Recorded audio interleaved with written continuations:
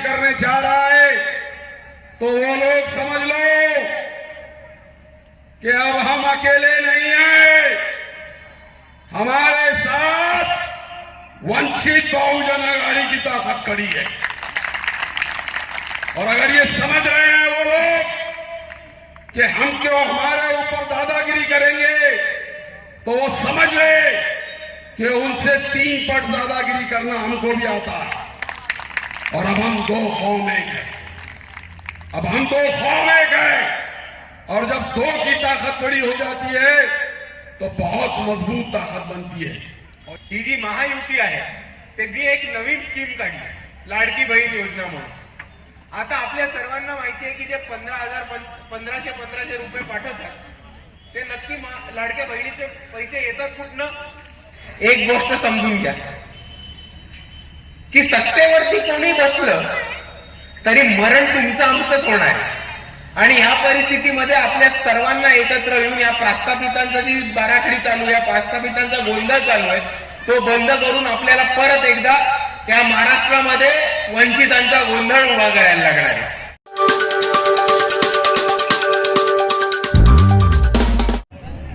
जय भीम।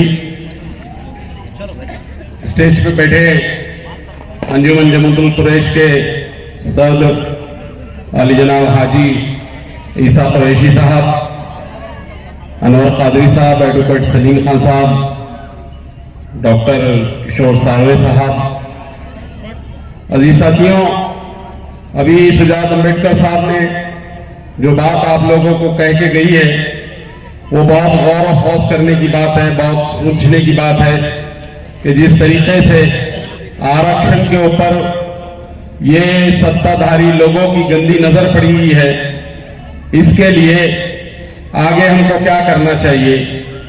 अभी मैडम समझा रहे थे आपको कि क्रिमिनल में मैं यहाँ पर प्रोफेसर हूँ, अगर अब मैं प्रोफेसर हूँ तो मेरे बच्चे को सहूलत नहीं मिलेंगी, वो फैसिलिटीज नहीं मिलेंगी आरक्षण के अंदर। अब अगर बाबा साहब के आरक्षण को आप लोगों को बचाना है तो आपको सोचना पड़ेगा कि आगे हमको क्या करना पड़ेगा। आप उन लीडरान को, आपके जो लीडरान है, जो लीडर है आप लोगों के, आप सुनिए दिए, हमारे भी लीडर है वो बाबा साहब प्रकाश अम्बेडकर साहब ने अपने एंजियोग्राफी, एंजियोप्लास्ट के बाद दवाखाने में, हॉस्पिटल में जब उनको होश आया और जब वो 2 अल्फाज बोलने के काबिल हो गए तो उन्होंने अपनी औलाद की फिक्र नहीं की, अपनी पीढ़ी की फिक्र नहीं की। उसने अगर किसी की फिक्र की तो उसकी कौम की फिक्र की। पहले अल्फाज हॉस्पिटल में क्या थे? बाबा साहब के पहले अल्फाज, पहले जुमले हॉस्पिटल में क्या थे कि मेरी कौम का आरक्षण खत्म कर रहे हैं ये सत्ताधारी हुकूमत वाले, और 1500 रुपए में 1500 रुपए देके मेरी कौम का आरक्षण खत्म करने की कोशिश कर रहे हैं। मेरी नस्ल को, मेरे आने वाली औलादों को तकलीफ देने का काम अगर कोई कर रहा है यहां पर तो ये सत्ताधारी लोग हैं। इन सत्ताधारी लोगों को अगर हम को मजा चकाना है, उनको अपनी जगह देना है तो प्रकाश अम्बेडकर साहब के हाथ को आप लोगों को मजबूत करना है। वो शख्स जो अपने दिल के अंदर तार रख रहा है, वो शख्स जो अपने दिल में तार घुसाए हुए है और कहता है कि मेरे कौम के लोगों होशियार हो जाओ, होश में आ जाओ कि तुम्हारा आरक्षण खत्म होने को जा रहा है। अब भी अगर नादानियां करोगे तो पछताओगे। आगे आपको बेचने वाले बहुत मिल जाएंगे। आपको देने वाली कोई पीढ़ी है तो बाबा साहब से लेके प्रकाश अम्बेडकर साहब और अभी सुजात अम्बेडकर साहब, यही पीढ़ी आपकी हिफाजत करेंगी। आने वाला वक्त हिफाजत नहीं करेगा। गंदी नजर हमारे मजहब के ऊपर भी है। अभी हमने पिछले 2 महीने पहले, 1 महीने पहले देखा कि लीली के ऊपर, हमारे ऊपर जो है अतिक्रमण का इल्जाम लगाया, हमने जमीन अतिक्रमण करी बोल के। और ये सत्ताधारी अधिकारी लोग हमारी वो धार्मिक जगह के ऊपर नजर गड़ाए बैठे हैं।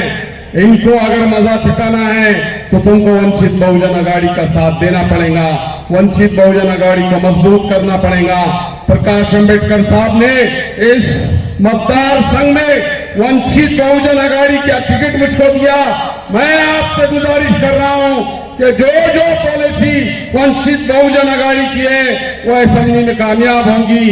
वो दारू के ठिये बंद करना हो या हमको जो है अभी प्रकाश सुजात अंबेडकर साहब ने कहा कि घरकुल योजना, रमाबाई घरकुल योजना जो आप तक नहीं पहुंच रही है, खराब अधिकारियों की नीयत खराब, हमारे को तकलीफ देने के लिए ये सारी स्कीमें मैं इंशाअल्लाह अगर असेंबली में आपके सहारे और मेरी कौम मुसलमानों के सहारे जा रहा तो ये सारी चीजें जो प्रकाश अंबेडकर साहब लड़ रहे हैं जिनके लिए, सारे लोगों को जमा कर रहे हैं, जिसके लिए ओबीसी को जमा कर रहे हैं, एससी एसटी को जमा कर रहे हैं, मुसलमानों को जमा कर रहे हैं। अजीज शरीफ साथियों, ये वक्त अगर हाथ से निकल गया, ये लीडर अगर चले गया तो फिर क्या करेंगे हम लोग, किसके भरोसे रहेंगे? तो लीडर को पहचानो कि तुम्हारे लीडर कौन है, अच्छे लीडर कौन है, तुमको बेचने वाले लीडर कौन है, इनको समझने की जरूरत है। और अगर ये लोग हम इनको समझ गए तो हम इनको मजा बराबर चखाएंगे। आप लोगों के तमाम मसाइल, पानी का मसला अभी सुजात अंबेडकर साहब ने कहा, 12-15 साल हो गए, 8 दिन आड़ पानी आ रहा है, 2 दिन आड़ पानी आता था शहर में, आज 8 दिन के बाद पानी आ रहा है। आप मुझको चुन के दीजिए, मैं इंशाअल्लाह 6 महीने से 1 साल के अंदर आपको 1 दिन और पानी देने की कोशिश करूंगा। कोशिश क्या करूंगा, दूंगा, ये मेरा वादा आप लोगों से है। लेकिन आपको प्रकाश अंबेडकर साहब के हाथ मजबूत करने वाला है और आने वाली नस्ल में सुजात अंबेडकर के हाथ को आपको मजबूत करना है। अगर ये हाथ मजबूत रहे तो आप समझ लो कि आप महफूज हैं। अगर ये हाथ मजबूत नहीं है तो आप समझ लो कि ये हाथ महफूज नहीं है। यही चंद बातें आप लोगों के गोशगुजार कर रहा हूं कि इस वक्त बड़ी तकलीफ में प्रकाश अंबेडकर साहब है। इंजो बाईपास के बाद इंजो लास्ट हो गया, लेकिन वो शख्स है कि आपकी फिक्र में लगा हुआ है। अब आप लोगों की जिम्मेदारी है कि उस शख्स की फिक्र को मजबूती से पकड़ लो और इधर उधर न भटको। पकड़ो उस शख्स के हाथ को मजबूती से, ताकत दो उस शख्स को। अगर वो शख्स ताकतवर हो गया तो बहुत बड़े बड़े लोगों के अंजे पंजे ढीले कर देगा। अगर उस शख्स से अगर कोई डरता है तो आरएसएस डरती है, उस शख्स से अगर कोई डरता है तो बीजेपी डरती है, उस शख्स से अगर कोई डरता है तो विश्व हिंदू परिषद डरती है, उस शख्स से अगर कोई डरता है तो ये हुकूमतें डरती है। उस शख्स से कोई डरता है तो ये हुकूमतें डरती है और उसको ताकत देके उसका खौफ उन हुकूमत के अंदर बरकरार रखो। अजीज साथियों, वक्त हाथ से निकल गया तो पछताओगे। बड़ा नाजुक वक्त है, बार बार कह रहा हूं, मुसलमानों के लिए जितना नाजुक वक्त है उतना ही वक्त दलितों के लिए भी नाजुक है। बुरी बुरी नजरें आपके तरफ देख रही है, बुरी बुरी नजरें। आज तक कभी रिजर्वेशन के ऊपर धक्का लगाने का जिक्र नहीं हुआ था, आज रिजर्वेशन को लेके उनकी नीयतें खराब हो रही है। इसको संभालना है हमको, इनको देखना है हमको और आगे बढ़ना है। प्रकाश अंबेडकर साहब के हाथ को मजबूत करो, इंशाअल्लाह आप लोग भी महफूज रहेंगे, हम भी महफूज रहेंगे।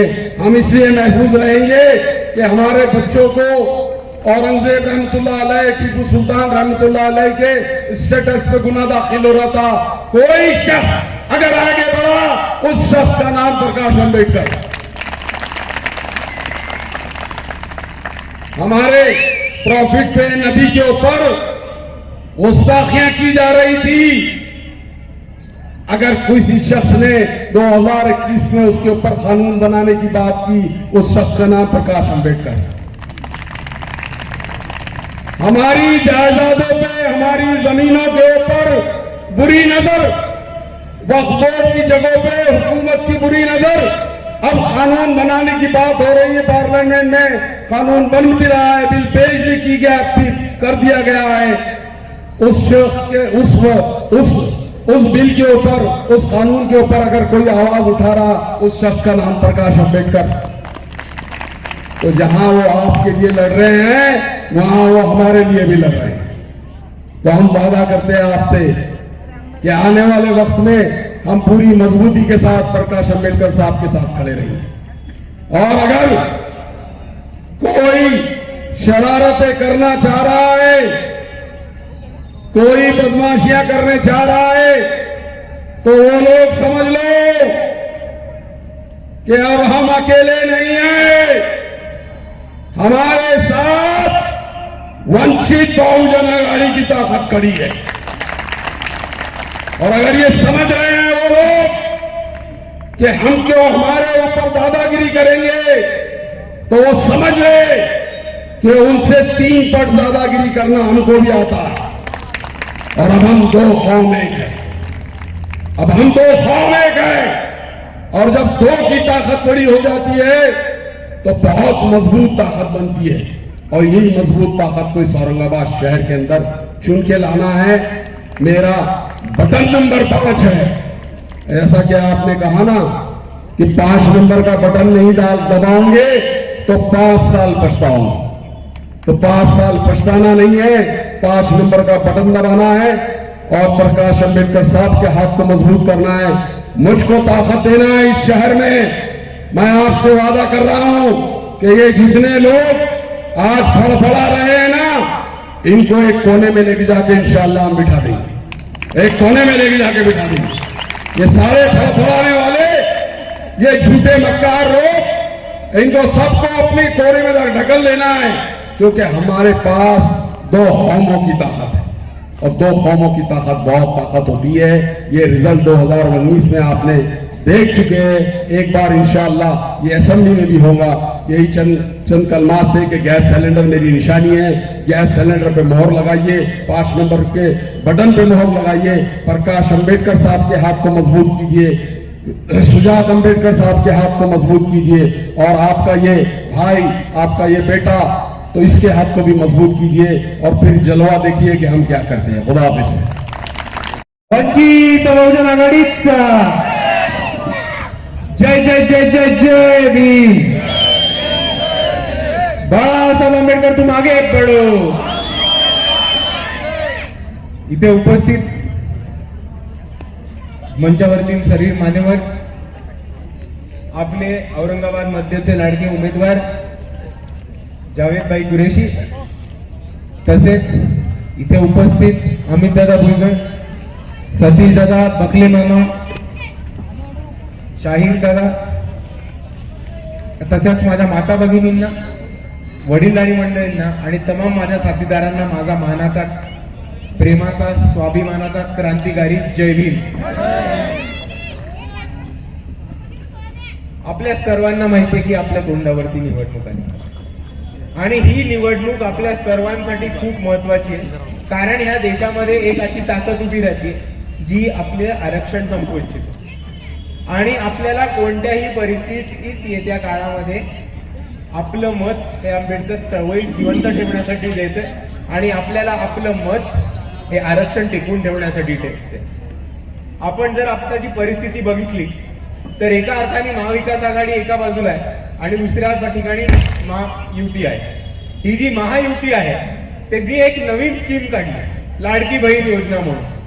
आता आपल्या सर्वांना माहिती आहे की जे 1500 रुपये पाठवतात ते नक्की लाडक्या बहिणीचे पैसे येतात कुठनं?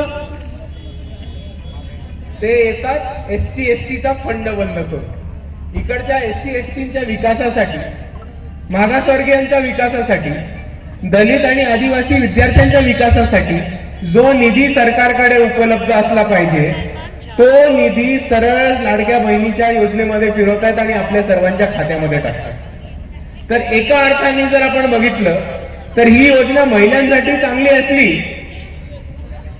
तरी दोन गोष्टी प्रामुख्याने होत आहेत की एक 1500 लोक यायला लागले म्हणून लोक रोजगाराकडे लक्ष देत नाहीत आणि दुसऱ्या बाजूला SC ST चा फंड बंद केला जातोय. त्याचबरोबर जर आपण गेल्या 1-1.5 महिन्यातली घटना आणि वाटचाल बघितली असेल तर आपल्याला कळलं असेल की आपला आरक्षण जे आहे त्या आरक्षणामध्ये 2 नवीन मुद्दे आणायचा प्रयत्न करतात. पहिला मुद्दा हा क्रिमी लेअरचा आणि दुसरा मुद्दा हा वर्गीकरणाचा. आता आपण सर्वांनी बघितलंय की ओबीसीच्या आरक्षणामध्ये क्रिमी लेअर आला आणि ओबीसीच्या आरक्षणाचा त्याच्यामुळे वाटोळं लागलं. तर ज्या कायद्याने एका समाजाचं नुकसान केलं तुम्ही तोच कायदा घेऊन दुसऱ्या समाजाचं नुकसान करायला निघाला. त्याचा अर्थ काय होतो की यांना इकडच्या दलितांना, आदिवासींना, SC STंना, अनुसूचित जातींना, भटक्या विमुक्तांना कायमस्वरूपी वंचितच ठेवायचंय आणि या प्रस्थापिताला आपल्या डोक्यावरती बसून आपल्यावरती राज करायचंय.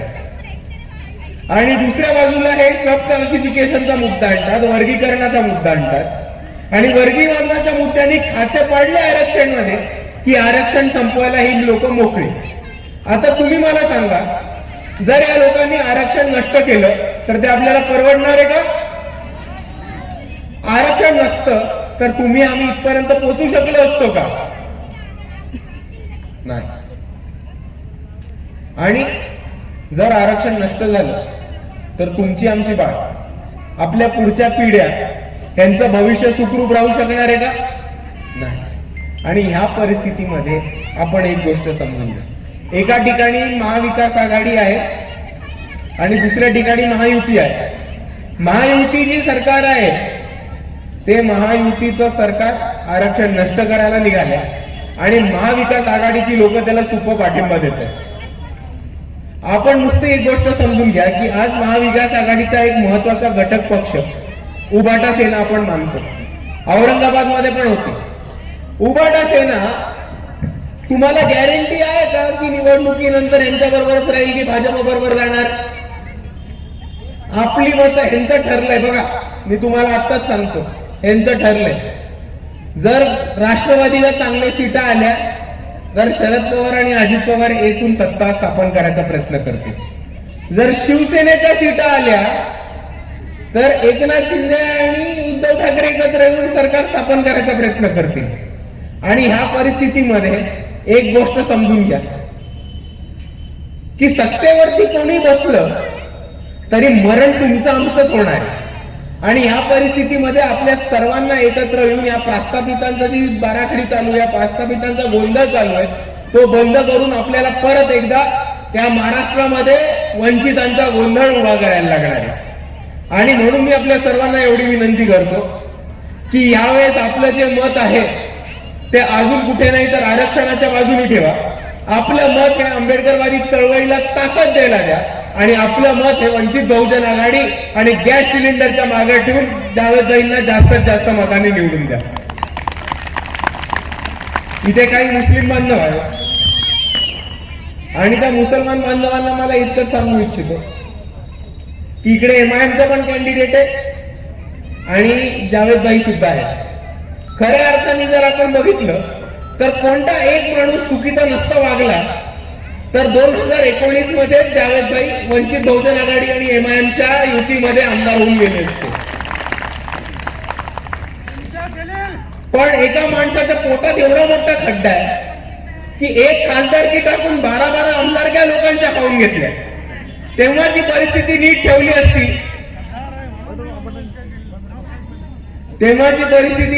असती तर महाराष्ट्रामध्ये MIM आणि वंचित बहुजन आघाडीचे 2 खासदार आणि 50 आमदार, 4 जिल्हा परिषदा, 12 महानगरपालिका आणि 100 पेक्षा जास्त नगरसेवक निवडून आले असते. पण एका माणसामुळे हे नष्ट झाले ते आपण होऊ देणार नाही. आपली चळवळी सर्वांची आहे. आपली चळवळी सर्वांना एकत्र घेऊन जायची आहे. आणि म्हणून मी आपल्या सर्वांना विनंती करतो की MIM ला मत देऊन आपलं मत वाया नका घालू. MIM को वोट देके अपना वोट जाया मत करो क्योंकि MIM के पीछे सिर्फ अपनी कौम है. दूसरी तरफ जावेद भाई है, उनके पीछे कौम है और जो वोटिंग अमित भाई को इधर ने लिया था उधर से तो हमारी गिनती चालू होती। आणि जाता जाता मी आपल्या सर्वांना एवढंच सांगतो, जावेदभाई जावेदभाईंच्या वतीने सांगतो की वंचित बहुजन आघाडीचे जेव्हा आमदार निवडून येतील तेव्हा सर्वात पहिले औरंगाबाद मध्यमध्ये जे 8 दिवसाआड पाणी येतं ते आपण रोज पाणी द्यायचा कार्यक्रम करू। इकडच्या प्रत्येकाला PR चे कार्ड मिळवून द्यायचं काम हे आमदार जावेद कुरेशी नक्कीच करतील। रमाबाई घरकुल योजनेखाली प्रत्येकाला घर उभं राहून द्यायचं काम हे जावेदभाई कुरेशी करतील। इकडे जे अवैध दारूचे धंदे चालू आहेत ते दारूच्या आणि जुगाराच्या धंद्यांना आग लावायचं काम इकडे नक्कीच जावेदभाई करतील। आणि याच पद्धतीने सर्वांना एकत्र घेऊन सर्वांचा विकास, वंचितांचा विकास, मजलूमोपी विकास यांची आवाज म्हणून जावेद कुरेशी पुढे जाऊन सभागृह गाजवतील एवढीच आपल्याला शुभेच्छा देतो। जावेदभाई तुम आगे पढ़ो।